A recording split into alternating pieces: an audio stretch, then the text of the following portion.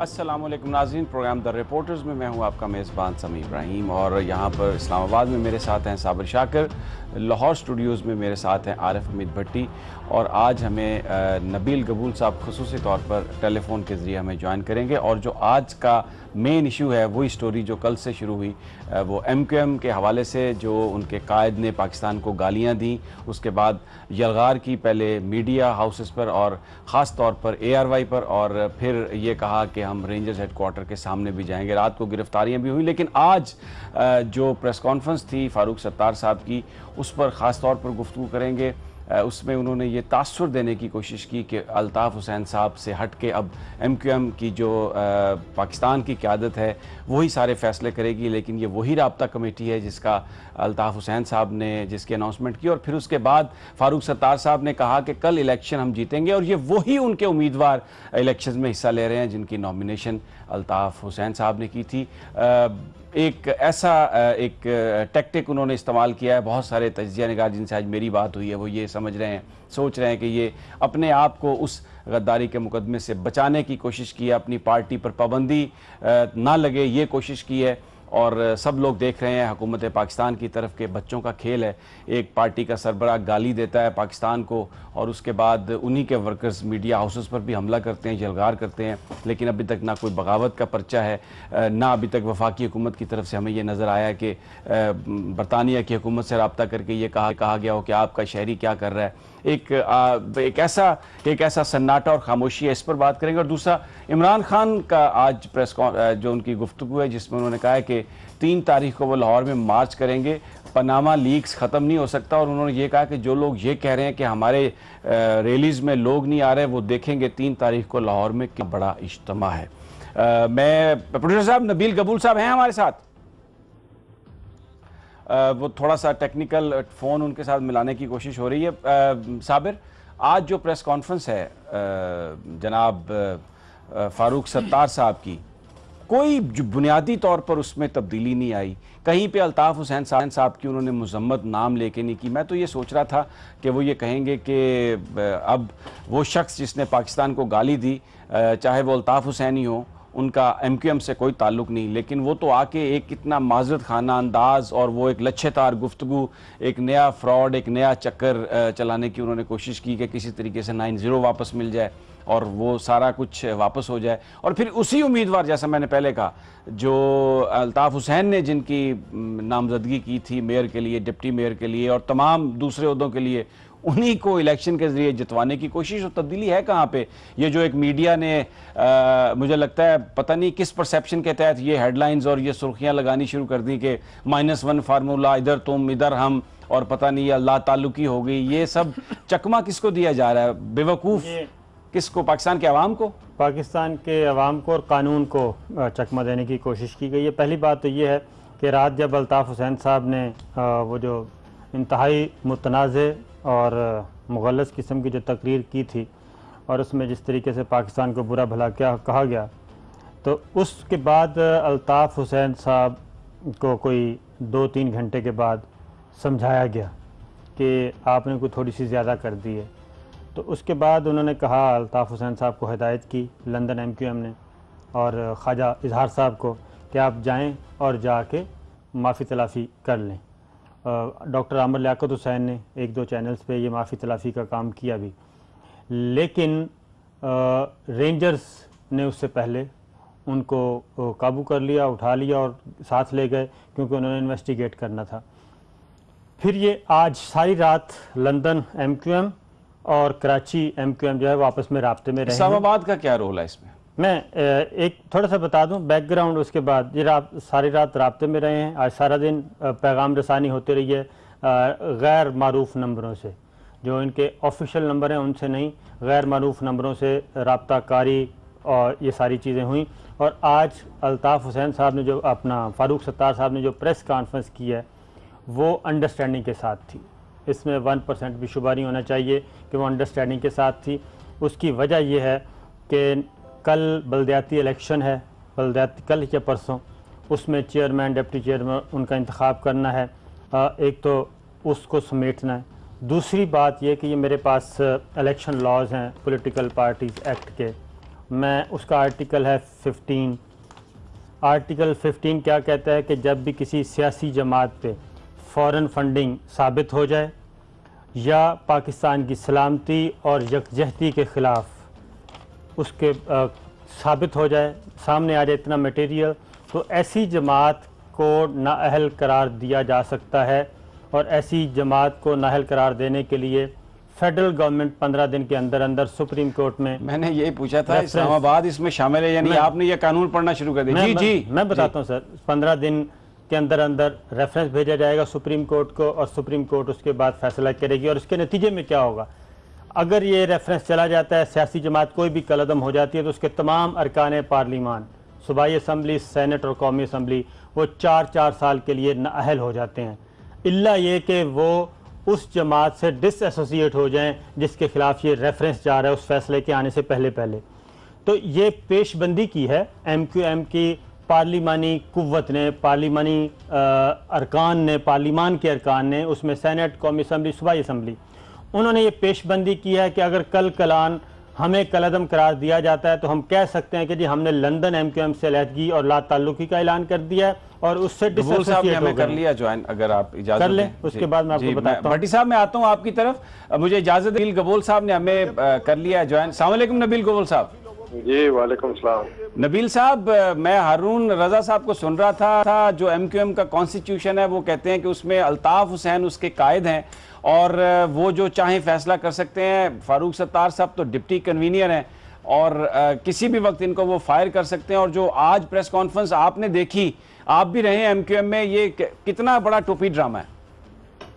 देखिए, मैं तो इसको इस तरह कहूँगा कि खोदा पहाड़ और निकला चूहा। और हम तो यही समझ रहे थे कि हुकूमत और हमारी इस्टेब्लिशमेंट जो है अब बर्दाश्त नहीं करेगी, क्योंकि पाकिस्तान तोड़ने के बारे में और पाकिस्तान के खिलाफ जिस तरीके से जो नारे कर लगे और खुसूसन जो आप लोगों के भी चैनल्स में हमला हुआ, तो मेरे पास तो उस सोर्सेज ये न्यूज़ थी कि प्राइम मिनिस्टर से बात हो गई है, जो क्वार्टर्स हैं कि MQM को कलअदम करार दिया जाए।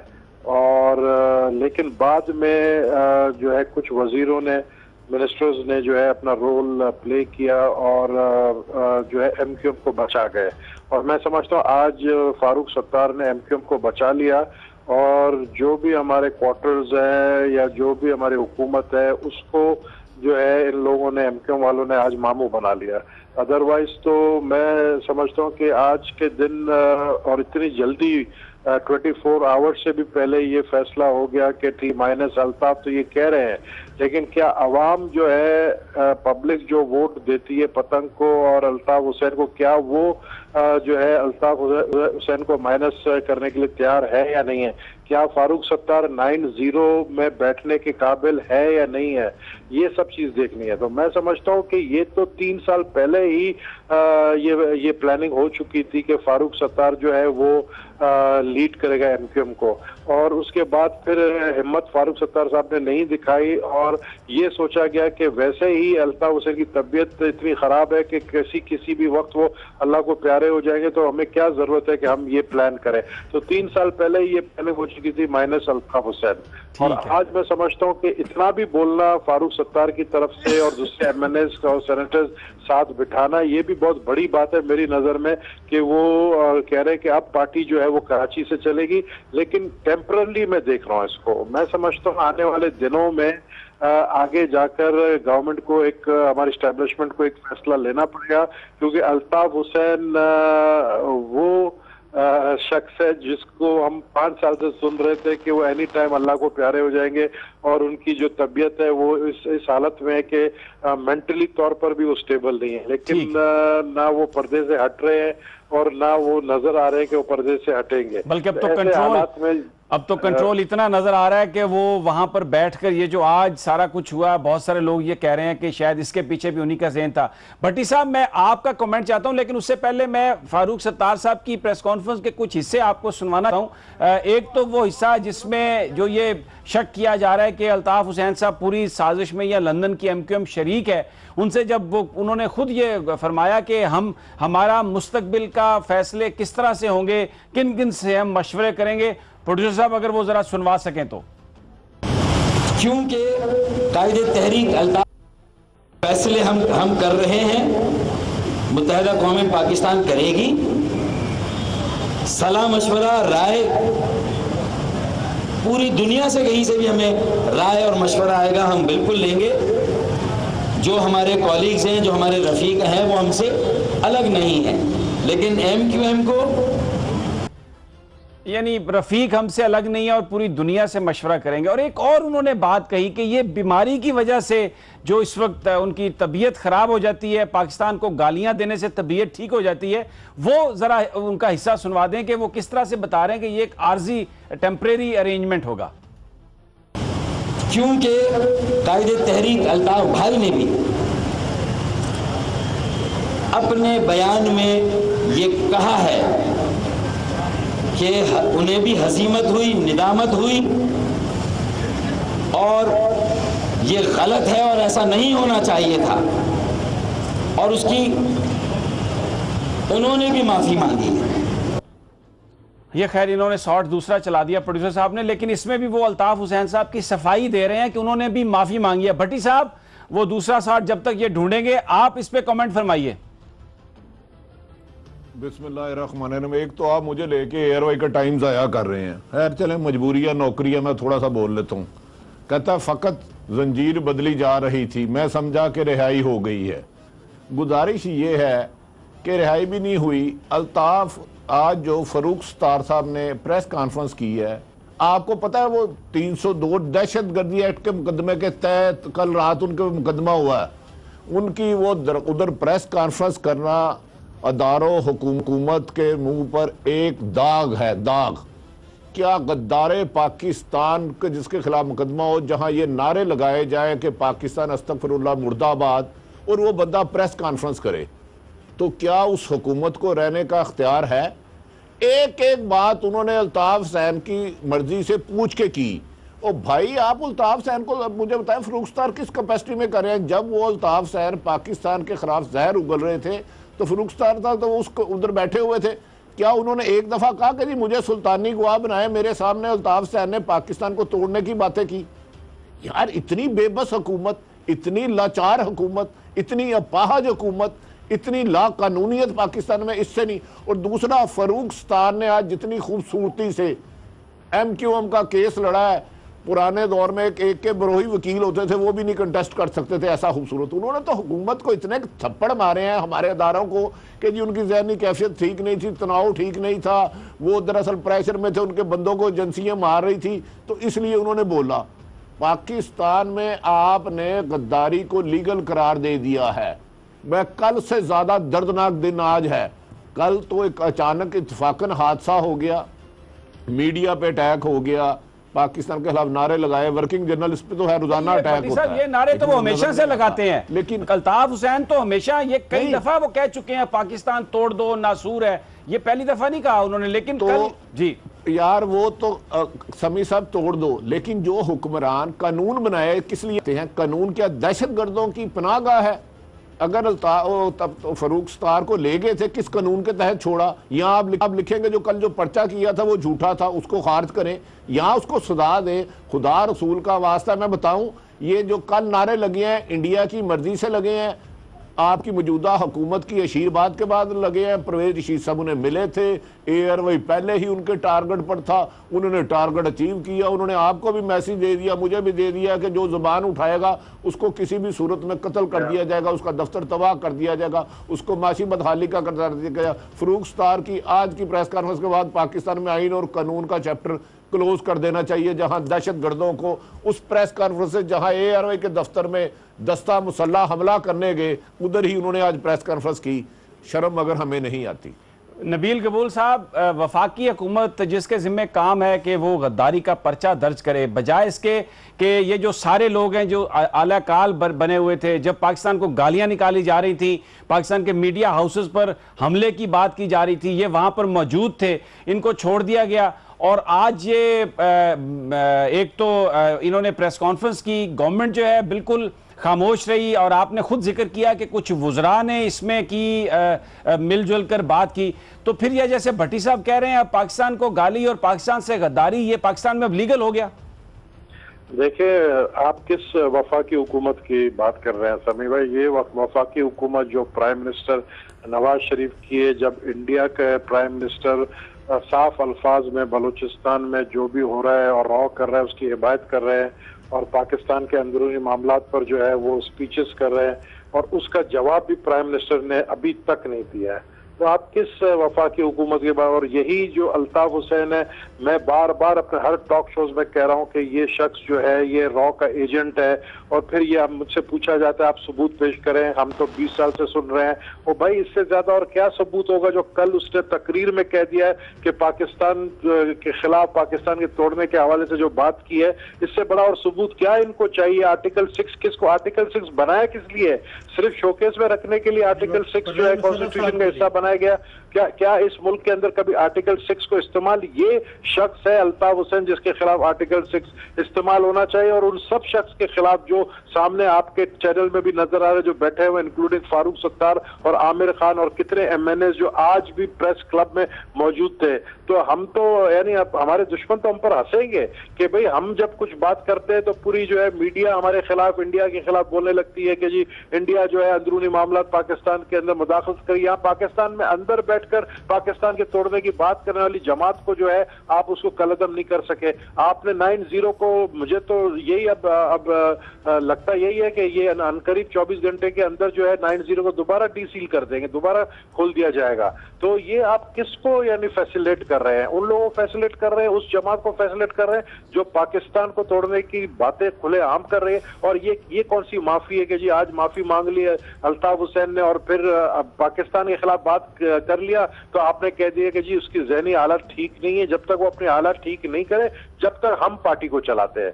तो मेरे भाई, हम लोग यहाँ पर जो पाकिस्तानी है, कोई इतने बेवकूफ और इतने गद्दार हमने, जो हम सुनने वाले भी और जो बर्दाश्त करने वाले भी और जो हुकूमत भी है वो भी गद्दारी के मर्तब हो जाती है, क्योंकि हम बर्दाश्त कर रहे हैं इन लोगों को। ठीक है, हुकूमत बर्दाश्त कर रही है तो हम भी गद्दार है जो हम बर्दाश्त कर रहे हैं। भट्टी साहब, साबर आपकी इजाजत से भट्टी साहब की तरफ जाना चाहता हूं।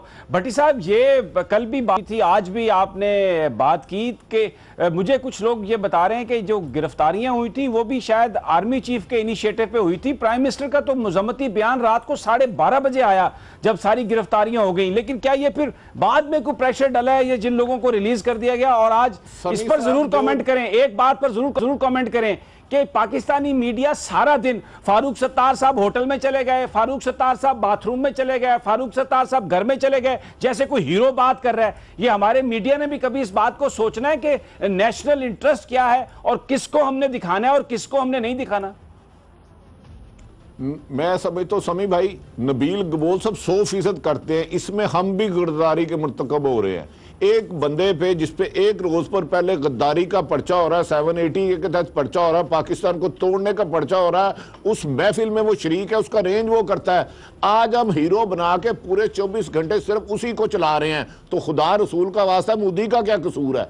गुजरात में जिन्होंने मुसलमानों को शहीद किया उनका क्या कसूर है? जब आपके अदारे रात को उनको पकड़े, एक दफा नहीं, अल्ताफ हुसैन साहब ने 1000 दफा पाकिस्तान तोड़ने की बात की, रात से हिमायत लेने की हिमायत की। चलो वो तो गद्दार ठहरे कुछ लोगों की नजरों में, तो आपके अदारे जो कार्रवाई नहीं करते क्या वो गद्दारी के जिम्मे में नहीं आते? इस्लामाबाद में चंद बैनर लगे, रहील शरीफ की तस्वीर लगा करके जाने की बातें जाने दो। आपने कहा कि इस पे 6 आर्टिकल के तहत मुकदमा दर्ज होना चाहिए। तो आज जो पाकिस्तान तोड़ है और हजारों दफा कह रहा है तोड़ है और कह रहा है जाके मीडिया पर हमला कर दो, उनके मुल्जमान आपकी प्रेस कॉन्फ्रेंसें कर रहे हैं और इस तरह कर रहे हैं कि जैसे वो कौम के हीरो हैं। और खुदा का वास्ता, इस पाकिस्तान को वैसे इंडिया की आप चौंकी बना दो अगर इस तरह पाकिस्तान को रिस्वा करना है। अगर ये, और दूसरी बात ये वेरिफिकेशन करें फरूक सत्तार और ये सारे किस तरह रिहा हुए हैं, कौन कौन सी ताकत है, इसहाक डार का किस किस को फोन गया है, उसके बाद प्राइम मिनिस्टर हाउस में लंदन किससे बात हुई है, ये सारी चीजें कंफर्म करें।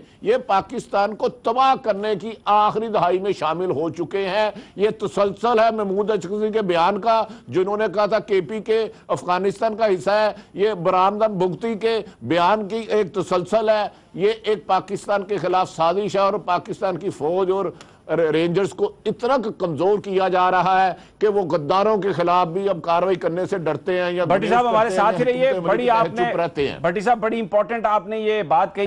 यहाँ पर हमने ब्रेक लेनी है और ब्रेक के बाद बताएंगे इसकी तफसील के। कल ये जो हमला हुआ किस तरह से हमला हुआ। और प्राइम मिनिस्टर ने आज एक फंक्शन से खिताब भी किया, लेकिन कराची में गद्दारों के मुतल्लिक कुछ नहीं कहा, बल्कि इतलात ये आ रही है कि कोशिश करते रहे वफाकी वुज़रा कि किसी तरीके से गद्दारी का मुकदमा ना हो। बिल्कुल कहीं से भी वफाक की तरफ से कोई हमें आवाज़ नहीं आई, और ना ही वजारत खारजा ने आज बरतानवी हाई कमिश्नर को तलब करके इस बात की बाज़ाब्ता तौर पर शिकायत की कि एक बरतानिया का शहरी पाकिस्तान के अंदर इस तरह वो दहशतगर्दी का मुर्तकब हुआ है। सब कुछ बात करेंगे, लेकिन नाजरीन एक मुख्तसर से वक्फे के बाद।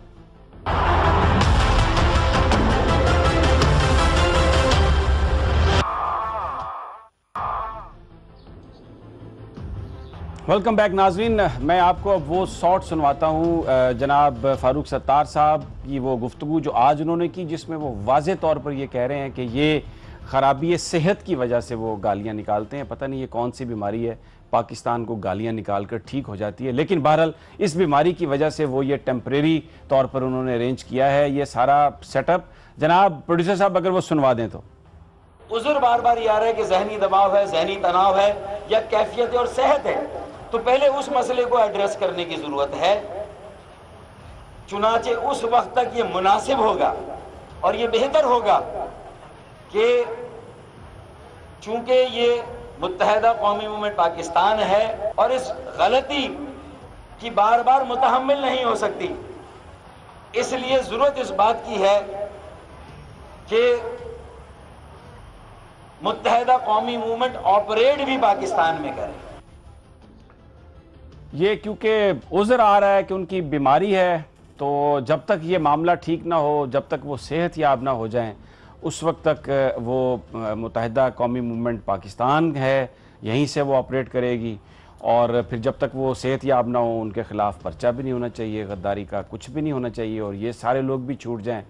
साबिर, ये मुझे बता दें, ये तो खबरें आ रही हैं वजारत दाखिला बरतानिया से कर रहा है राब्ता और उनको रिपोर्ट दे रहा है। पाकिस्तान में तो रेफरेंस इन्होंने पेश नहीं किया ये कि ये गद्दार हैं या यहाँ पर ये इनकी क्या एक्टिविटीज़ है। ये सारे जो उनके सहूलतकार हैं उनके ख़िलाफ़ भी, जिनको छोड़ दिया सहूलतकारों को, वो आज सारे के सारे प्रेस क्लब में इकट्ठे हुए नारे मारते रहे और प्रेस पे उनकी सारी तकारीर और सारी वो गुफ्तगू चलती रही। क्या ये सब है, क्या माजरा? क्यों नहीं वजारत खारजा ने आज बरतानिया के हाई कमिश्नर को बुलाया? वजारत दाखिला का रब्ता हुआ था जी, और सुनीद है कि शायद चौधरी निसार अली खान साहब ने किया था, लेकिन बरतानिया से हौसला अफजा जवाब नहीं आया। पहले तो मैं उस खबर को बता दूं, जाहिर है वो जो एजेंट हैं उनके क्यों वहाँ पे MI6 का राज है, और हम रॉ का नाम तो लेते हैं। पाकिस्तान को CIA ने भी पाकिस्तान को कुछ हिस्से में वो उनके भी कल्प्रेट्स मौजूद हैं, और MI6 भी ऑपरेट कर रही है पाकिस्तान को डिस्टेबल करने के लिए। और अल्ताफ़ हुसैन साहब दिल्ली और लंदन दोनों के प्लेयर हैं। तो एक बात तो ये होगी। दूसरी बात ये कि आपको याद होगा जनरल आसिफ नवाज़ जंजुआ ने कराची में ऑपरेशन शुरू किया था, और जब उन्होंने ऑपरेशन में अचानक तेज़ी लाई तो उस वक्त भी प्राइम मिनिस्टर नवाज शरीफ साहब थे, और इन्होंने कहा ये तो हमारी हुकूमत गिराने की साजिश शुरू कर दी है आर्मी चीफ ने। तो उस वक्त भी बात आगे नहीं बढ़ सकी थी, मसलिहत का शिकार हो गई थी। रात भी जो ऑपरेशन हुआ है वो आर्मी चीफ के ऑर्डर पे हुआ है। आर्मी चीफ ने डायरेक्ट DG रेंजर्स को फ़ोन किया और उन्होंने कहा कि क्रैक डाउन करो, दफ्तर सीज़ करो और जो जो मुजरिम हैं उनको उठाएं। ये सारा काम उस तरफ हो रहा था, सिक्योरिटी फोर्सेस कर रही थी। और कलअदम जमात करार देने के लिए मैं आपको मुतल्लिका आर्टिकल्स बता चुका हूँ, सफिशेंट मटीरियल मौजूद है। लेकिन इस्लामाबाद से एक फ़ोन जाता है MQM की लीडरशिप को कि आप फौरी तौर पे ये इक़दाम करें, ताकि ये जो प्रेशर है कलअदम करार देने के लिए, सियासी जमात को बैन करने के लिए MQM को, ये प्रेशर रिलीज़ हो सके हमारी तरफ से। हम पे बहुत ज़्यादा प्रेशर है। ये मैसेज गया MQM की क़यादत को लंदन में भी और यहाँ भी। उसके बाद आज ये प्रेस कॉन्फ्रेंस होती है और उसमें बड़े आपने देखा, चूँकि चुनांचे ये करते हैं तो वो करते हैं, तो बड़े स्टाइलिश तरीके से अपने आप को कुछ कहा भी नहीं और कह भी गए, और अपने आप को थोड़ा सा डिसएसोसिएट। पूरा आज एक ड्रामा था, पूरा एक ड्रामा था, पूरी एक्टिंग थी, पूरा एक शोबदाबाजी थी, जिसे हम सियासी शोबदाबाजी कह सकते हैं। बात वहीं पे हो रही है जो भट्टी साहब ने की है कि जनरल आसिफ नवाज जंजुआ के ज़माने में भी ये एक्ट हुआ था, उनको भी कहा गया कि ये गवर्नमेंट गिराने की साजिश है, और कल भी और अब भी आज भी इस्लामाबाद में यही बातें हो रही हैं, क्योंकि MQM को अगर कलअदम करार दिया जाता है तो ऐसी सूरत में क्या होता है? ऐसी सूरत में मुस्लिम लीग नवाज़ ये समझती है, पॉलिटिकल प्लेयर्स ये समझते हैं कि उनकी सारी पार्लिमानी कुव्वत नाहल हो जाएगी, डिस्क्वालीफाई हो जाएगी, डी सीट्स हो जाएंगे और उनका जो सीटें खाली होंगी उससे पॉलिटिकल क्राइसिस पैदा होगा। कहीं ऐसा ना हो MQM डिस्क्वालीफाई हो,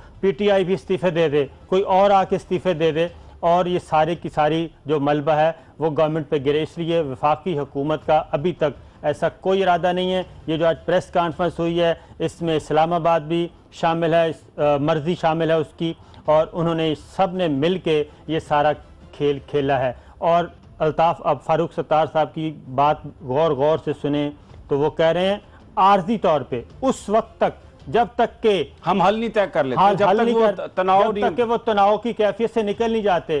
तो मेरे भाई आमिर लियाकत साहब कल जब रेंजर्स वाले उनको लेके गए तो उन्होंने बैठे सारी पाकिस्तान जिंदाबाद के नारे लगाने शुरू कर दिए थे।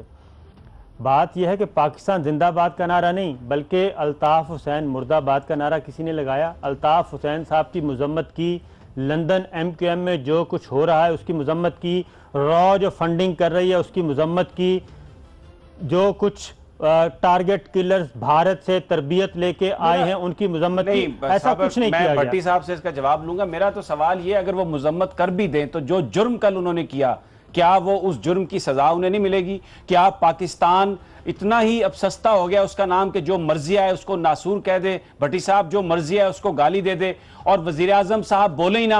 आज वो जाके टैक्स रिफंड की एक तकरीब थी उसमें जाकर वो बहुत सारे फजाइल बयान कर रहे थे अपनी पॉलिसीज के। कराची में जो कुछ हुआ इतना बड़ा वाकया, उसके बारे में उन्होंने कुछ नहीं कहा, उनका कोई इस तरह का बयान नहीं आया। उनकी हुकूमत ने कोई गद्दारी का मुकदमा MQM के खिलाफ कोई रेफरेंस फाइल नहीं किया।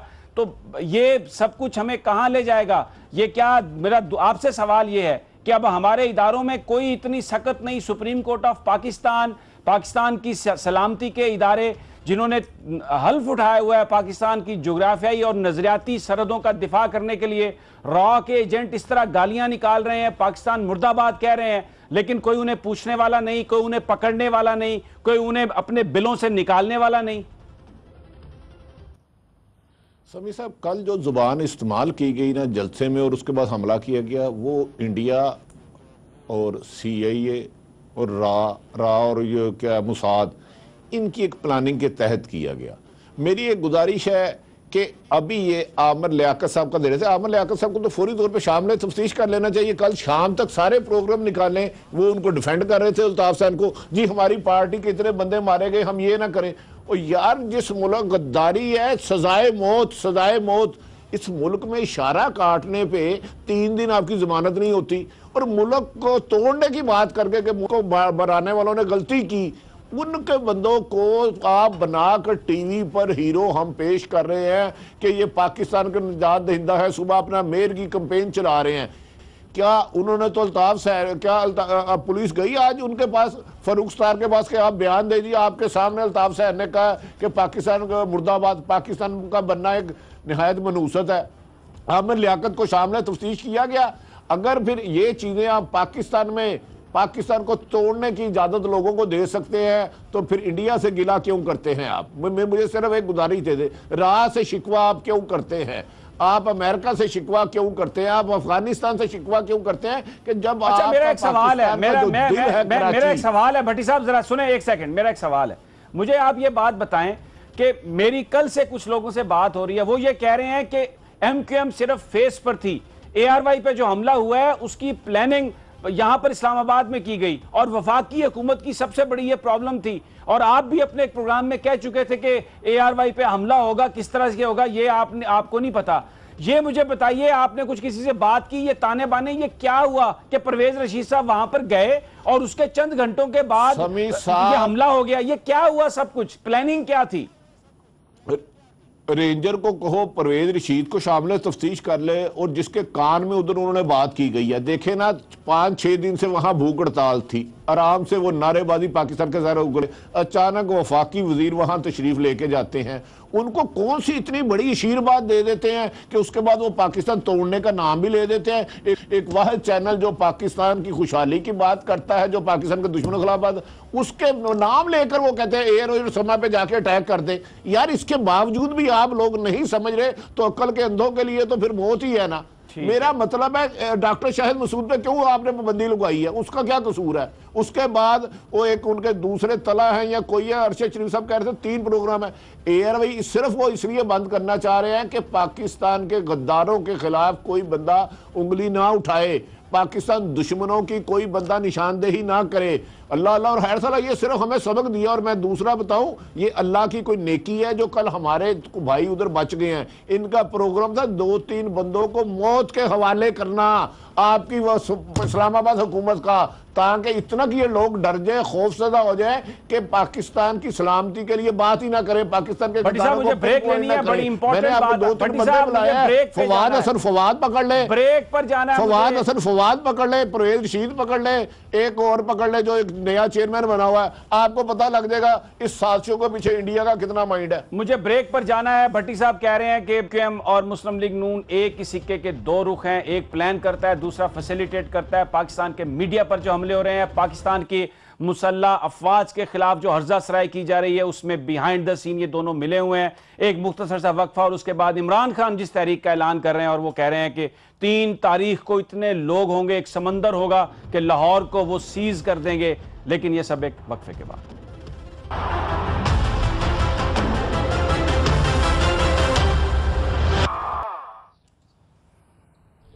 वेलकम बैक नाजरीन। एक तरफ तो हम उस ड्रामे की बात कर रहे हैं जो आज कराची में रचाया गया ताकि एमक्यूएम को बचाया जा सके, गद्दारी का मुकदमा ना हो सके, और ऐसा लग रहा है कि वफाकी हुकूमत मुकम्मल तौर पर साथ दे रही है एमक्यूएम का। Behind the scene Peoples Party भी एक फैसिलिटेटर का रोल अदा कर रही है। लेकिन इमरान खान इस सारी गेम में इस बात पर डटे हुए नज़र आ रहे हैं कि 3 तारीख को वो लाहौर में मार्च करेंगे और कम अज़ कम जो करप्शन का मुकदमा है, जो पनामा लीक्स का इशू है, वो कहीं नहीं जा रहा। साबिर, आज उन्होंने ये कहा कि एक ठाठे मारता वो समंदर होगा, और जो लोग ये बातें कर रहे हैं कि लोग साथ छोड़ गए हैं, लोग रैलीज में नहीं आ रहे, वो देख लेंगे। ये बात बिल्कुल ठीक है। आपको याद होगा कि कुछ ही दिन पहले एमक्यूएम ने अपोजिशन से अलहदगी इख्तियार की टीओआरस कमेटी में, तो वो पहला सिग्नल था कि पनामा के मामले में मुत्तहिदा कौमी मूवमेंट जो है वो फेडरल गवर्नमेंट को सपोर्ट करेगी, मुस्लिम लीग नवाज़ का साथ देगी। पीपल्स पार्टी के साथ पहले ही एक अंडरस्टैंडिंग खुफिया सी चल रही है। जरदारी साहब और नवाज शरीफ साहब, जरदारी साहब, इसाक डार साहब इस तरीके से राब्ते में हैं। लेकिन एक मैं छोटी सी खबर शेयर कर दूं, उसके बाद खान साहब की तरफ ये काम करना होता है फेडरल गवर्नमेंट ने किसी भी जमात को कलअदम करार देना हो। लेकिन जो मैं ख़बर दे रहा हूँ वो ये है कि सिक्योरिटी फोर्सेस और कौमी सलामती के इदारे इस बात पे संजीदगी से गौर कर रहे हैं, सोच रहे हैं कि अगर वफाकी हुकूमत एमक्यूएम के बारे में रेफरेंस फ़ाइल करने के लिए नहीं जाती, एमक्यूएम को बैन करने के लिए रेफरेंस फ़ाइल नहीं करती, तो फिर जो कौमी सलामती के इदारों के पास मवाद मौजूद है, सबूत मौजूद हैं, तो वो एक ख़त लिखेगी बाकायदा तौर पे वजारत दाखिला को, बिल्कुल उसी तरीके से जैसे जियो के ख़िलाफ़ लिखा गया था, वजारत दिफा की तरफ से लिखा गया था। ISI ने लिखा था, DGI-SI को जब उन्होंने मलाइन किया, उन पर कत्ल का इल्ज़ाम लगाया था, तो ISI ने वजारत दिफा को लिखा, उसने आगे फारवर्ड किया था पैमरा को। बिल्कुल उसी नौयत का ये ख़त लिखा जाएगा वजारत दाखिला को कि ये एमक्यूएम के बारे में मवाद है और इसको कलअदम करार देने के लिए वफाकी हुकूमत, वजारत दाखिला अपनी ज़िम्मेदारी अदा करे। एक बात। दूसरी बात, आने वाले दिनों में एमक्यूएम के जो दफातर सीले हुए हैं 90 और दूसरे, उनको वापस करने के लिए भी वफाकी हुकूमत की तरफ से दबाव डाला जाएगा। सिंध हुकूमत भी इस बात की कोशिश करेगी और मुस्लिम लीग नवाज़ की हुकूमत भी कोशिश करेगी कि वो दफातर, वो सियासी असासाजात उनको वापस मिल जाएँ। तो ये तो है इस्लामाबाद की प्लानिंग, और ये मैंने ख़बर आपसे शेयर कर ली। लेकिन खान साहब जो हैं वो ज़ाहिर है वो होंगे, और डॉक्टर ताहिर अल कादरी साहब और जमात इस्लामी और शेख रशीद साहब उनको कौन कौन ज्वाइन करता है अभी तक बहुत मुश्किल है किसी और का ज्वाइन करना। भट्टी साहब, पेमरा को भी आज जाग आ गई है, होश आ गई है, और उन्होंने भी एक नोटिस भेजा है कि वो जो कल के वाक़यात में जो पाकिस्तान दुश्मन नारे हैं वो बहुत सारे चैनल गुरेज कर रहे हैं, उसको मत दिखाएं, लेकिन नहीं दिखाएं नहीं, उसका जिक्र ना करें, उनका जिक्र ना करें। मैं तो बेसिकली वो एक तरीके से जो एमक्यूएम के खिलाफ बातचीत हो रही थी उसको रुकवाने की कोशिश कर रहे हैं। सिर्फ एक मिनट जी साबर, एक मिनट, मैं यही गुजारिश कर रहा था ना, पाकिस्तान में पाकिस्तान से गद्दारी करना जुर्म नहीं है, उसको पिन पॉइंट करना जुर्म है यार। जुल्म खुदा का, पैमरा भी उसी का हिस्सा है। मैं आपके दोस्त हुक्मरानों के लिए सिर्फ इनके जो फेवरेट मुल्क है जो पाकिस्तान को तबाह कर रहा है ना, उसमें एक फिल्म में गा रहा था अमिताभ का, अगर आपको याद हो, के गाली हजूर की लगती है दुआओं जैसी, हम दुआ भी दें तो लगे है गाली। ओ भाई, हम गद्दारों को पिन पॉइंट करें तो हम गद्दार है, हमारी गाली लगती है, आपका तो दुआ देना जुर्म है। और आपके बंदे पाकिस्तान को तोड़ने की कोशिश करें और तोड़ने का ऐलान कर दे, और अब वफाकी हुकूमत आर्टिकल 6 के तहत पर्चा ना कराए, गद्दार कौन है ये कौन फैसला करे। अब परवेज रशीद साहब नजर ही नहीं आए कहीं, सारा दिन कोई उन्होंने पाकिस्तान को जो गाली निकाल रहा है उस पे कोई बैक होता तो कहते ना। और फिर वो जो मीडिया सेल है जो प्राइम मिनिस्टर हाउस में चलता है जिसको मरियम सफदर साहब कंट्रोल कर रही हैं, उन्होंने भी कोई ट्वीट नहीं किया अल्ताफ हुसैनी एमक्यूएम के खिलाफ। ओ जियो का नाम लो, ओ जियो का नाम लो यार, ये पाकिस्तान है क्या? पाकिस्तान तोड़ने के लिए कायदे आज़म ने बनाया था क्या? हमारे बड़ों ने हजारों लाखों कुर्बानियां इसलिए दी थी कि आप गद्दारे वतन को बुलाओ और पाकिस्तान को तोड़ने की साजिशें करो। जी साहब, जो पेमरा का जो लेटर है ना, वो बिल्कुल क्लियर कट, वो उसमें ये पैगाम है कि आप जिक्र ना करें, आप गद्दारों की निशानदेही भी ना करें, आप जो पाकिस्तान की सलामती के खिलाफ काम करता उसका भी जिक्र ना करें, क्योंकि और फिर मैं हैरान होता हूँ, चीफ जस्टिस ऑफ पाकिस्तान से मैं ये गुजारिश करूँगा दस्ता खुदा के लिए, वो 100 मोटो नोटिस ले लें। पेमरा इतना सुप्रीम कोर्ट को रुसवा कर रहा है, कोई 150 नहीं हज़ारों नोटिस इशू करता है सुप्रीम कोर्ट के नाम पे, सुप्रीम कोर्ट के नाम पे नोटिस इशू करता है पेमरा, और तंबीह के लेटर जारी करता है जो कि बिल्कुल इल्लीगल है। सुप्रीम कोर्ट ऐसा कुछ नहीं कहती, सुप्रीम कोर्ट के ऑर्डर ऐसे हैं ही नहीं। बहरहाल बड़ी एक लेकिन साबर, मुझे क्योंकि वक्त खत्म हो गया, एक अजीब सूरत हाल, चकमा हर तरफ से, हुकूमत की तरफ से चकमा, पाकिस्तान के दुश्मनों की तरफ से चकमा, और बेवकूफ़ बनाने की कोशिश पाकिस्तान के अवाम को। नाजरीन, हम इस फोरम से आपको बताते रहेंगे इंशाअल्लाह ताला, जब तक हमारी आवाज़ आप सुन सकते हैं। ये था आज का रिपोर्टर, कल फिर मुलाकात होगी, इजाज़त दीजिए, अल्लाह निगहबान।